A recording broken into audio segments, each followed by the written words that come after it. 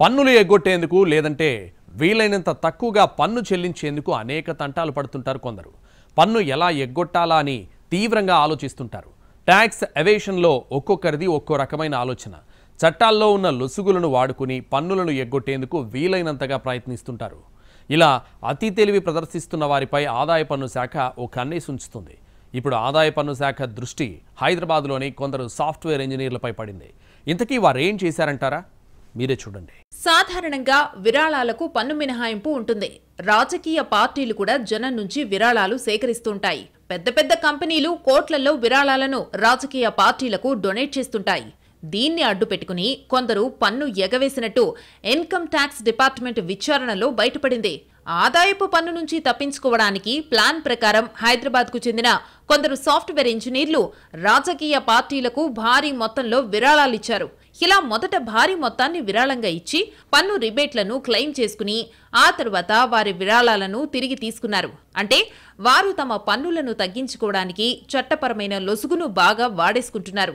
ఆదాయపు పన్ను చట్టంలోని సెక్షన్ 80 GGC కింద రాజకీయ పార్టీలకు డబ్బును విరాళంగా ఇస్తే ప్రజలు తమ పన్ను పరిధిలోకి వచ్చే ఆదాయం మొత్తాన్ని తగ్గించడానికి వీలవుతుంది. అంటే ఎవరైనా విరాళం ఇస్తే వారు తక్కువ పన్ను చెల్లించొచ్చు. ఈ అవకాశాన్ని వాడుకుని టెకీలు ట్యాక్స్ ఎగ్గొడుతున్నారు. పన్నులను ఎగ్గొట్టడంలో ఒక్కొక్కరిది ఒక్కో స్టైల్. అలాంటి వారిలో సాఫ్ట్వేర్ ఉద్యోగులు కూడా చేరారు. చాలా మంది సాఫ్ట్వేర్ ఉద్యోగులు 110 కోట్ల రూపాయల వరకు పన్నులు ఎగ్గొట్టినట్టు తేలింది. రాజకీయ పార్టీలకు విరాళాలిచ్చామని చెప్పి రీఫండ్ కోసం పెట్టుకుని విత్డ్రా చేసుకున్నారు. అయితే అధికారులకు అనుమానం రావడంతో కేసు నమోదు చేసి విచారణ ప్రారంభించారు. డబ్బులు రీఫండ్ పొందిన సాఫ్ట్వేర్ ఉద్యోగులందరూ పెద్ద పెద్ద కంపెనీల్లో పనిచేస్తున్నవారే. ఇలా హైదరాబాద్కు చెందిన సాఫ్ట్వేర్ ఇంజనీర్లు ఏకంగా 110 కోట్ల రూపాయల రీఫండ్ స్కామ్ చేసినట్టు ఆదాయపు పన్ను శాఖ గుర్తించింది. హైదరాబాద్లోని 36 కంపెనీల ఐటీ ఉద్యోగులు రీఫండ్ కోసం క్లెయిమ్ చేసుకున్నారు. 46 లక్షల జీతం వచ్చే ఓ ఉద్యోగి తాను 45 లక్షల విరాళాన్ని ఓ రాజకీయ పార్టీకి ఇచ్చినట్టు చూపిస్తూ రీఫండ్ ని క్లెయిమ్ చేసుకున్నాడు. కొన్ని సందర్భాల్లో రాజకీయ పార్టీలు ఐటీ ఉద్యోగుల నుంచి చెక్, బ్యాంక్ ట్రాన్స్ఫర్ ద్వారా విరాళాలను స్వీకరించాయి.